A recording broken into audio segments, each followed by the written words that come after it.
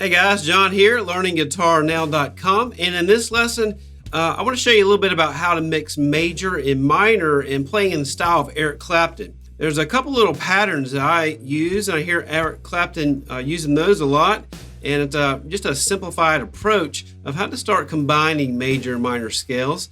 So let's go ahead and take a look at a couple patterns that you can start using right away to start learning how to blend major and minor scales.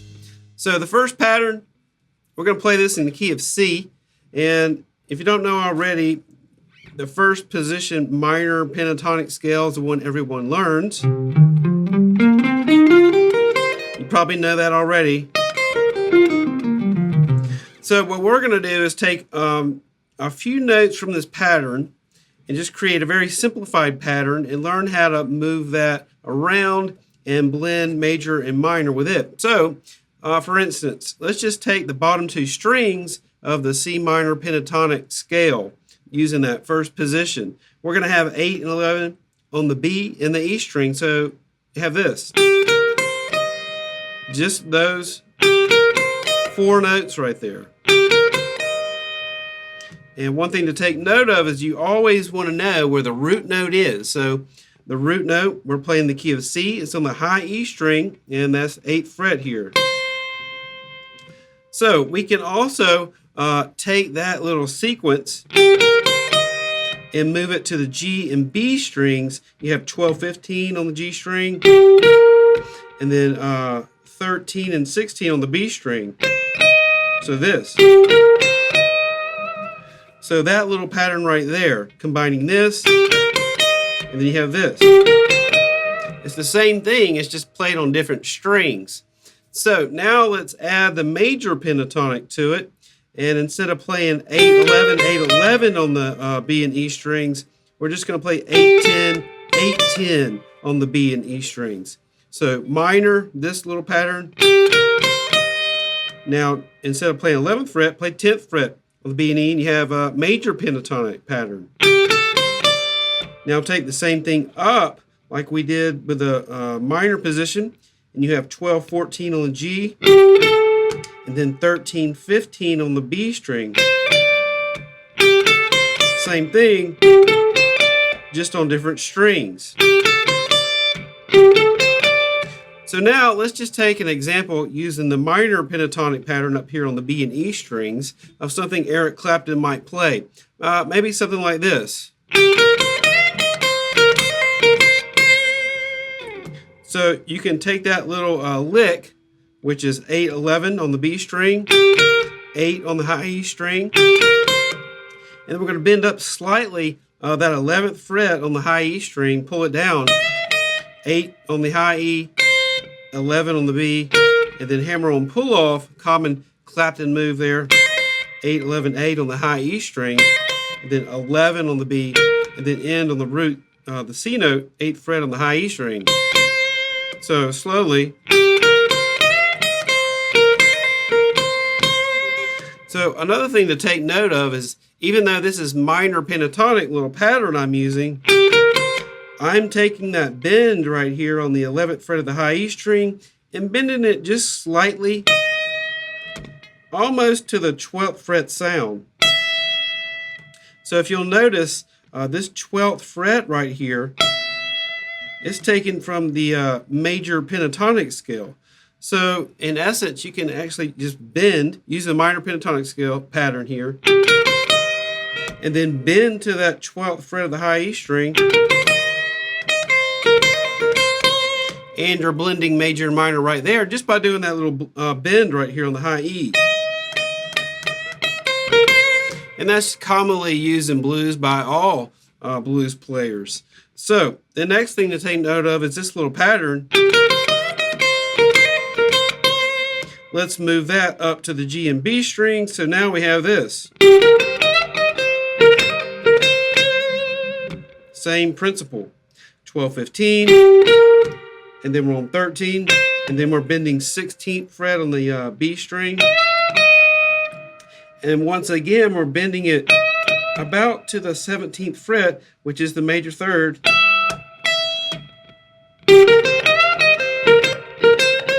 So you can combine major and minor, simply by doing a bend.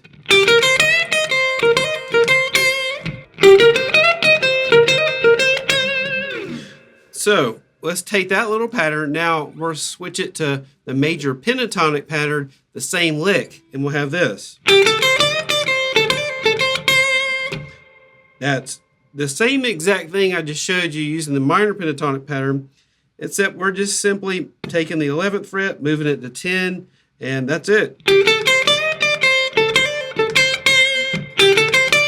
And you'll notice now when I'm bending that 10th fret of the high E string, we're bending to the minor third. So once again, we're going from major to minor, a little combination here, just by using a bend. So this time we're using the major pattern and invoking a little bit of a minor sound with a simple bend on the high E string. Now let's do the same thing on the G and B strings, the same exact pattern. 12-14, and then 13-15 on the B string.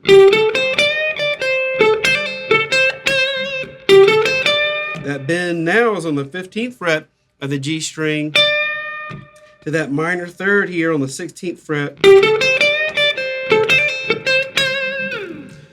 And we're, once again, same pattern, moved up to the G and B strings, and we're combining major and minor by just doing a little bend. So the thing to take note of now is we have this pattern as minor. You can move that to the G and B strings here. We can also bend that last note of that pattern slightly to get the major third.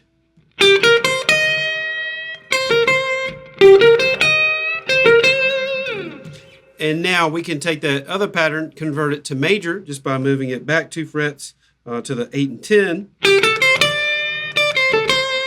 Then move it to the G and B strings. Also take note of that little bend can go from major pentatonic to minor pentatonic just without a little bend on the high E string or the B string, depending on which pattern you're using.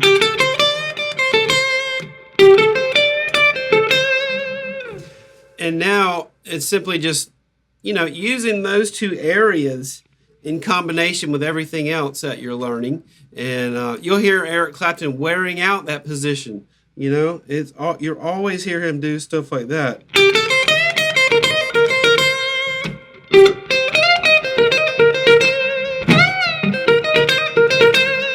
In that case, I just did overbend. He does overbends a ton.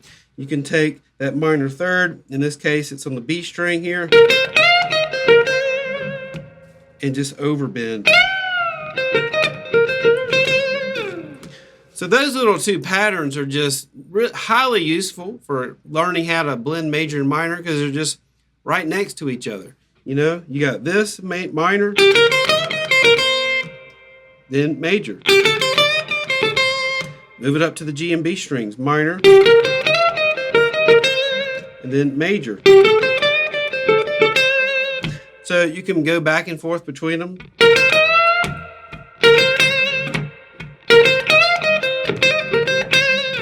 Now make it major.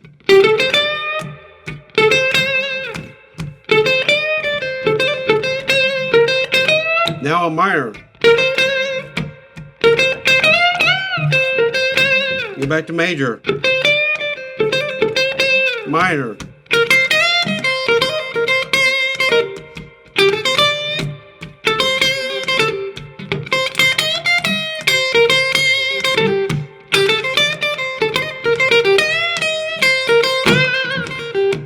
So that's just me improvising a little bit, going back and forth between each position.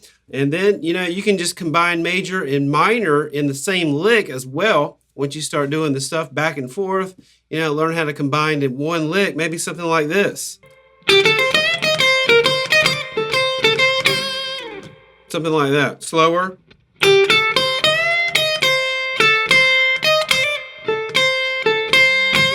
In that instance, I just used major pentatonic for the start, 8, 10, 8.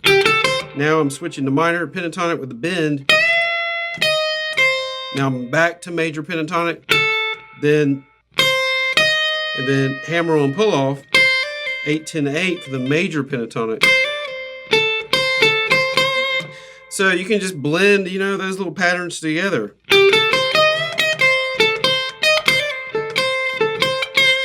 Now do the same thing on the G and B strings.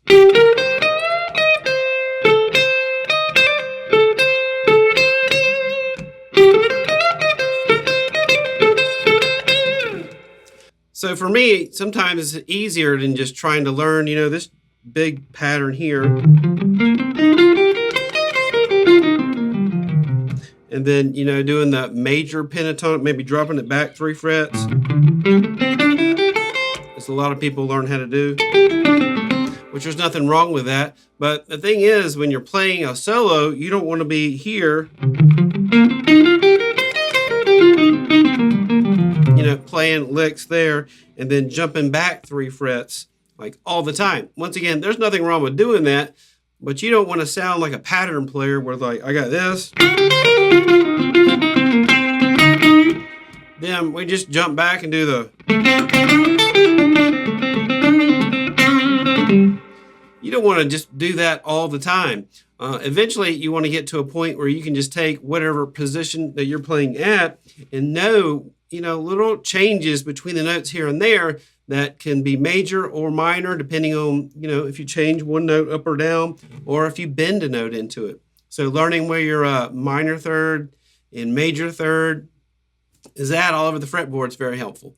Okay, that's it for this lesson. If you'd like to learn more about playing like Eric Clapton, I've recorded 2 courses about playing this style blues guitar. I've also got the All Access Pass, where you can get access to over 100 hours of video lessons just like this for playing blues and slide guitar. All right, I'll see you next time.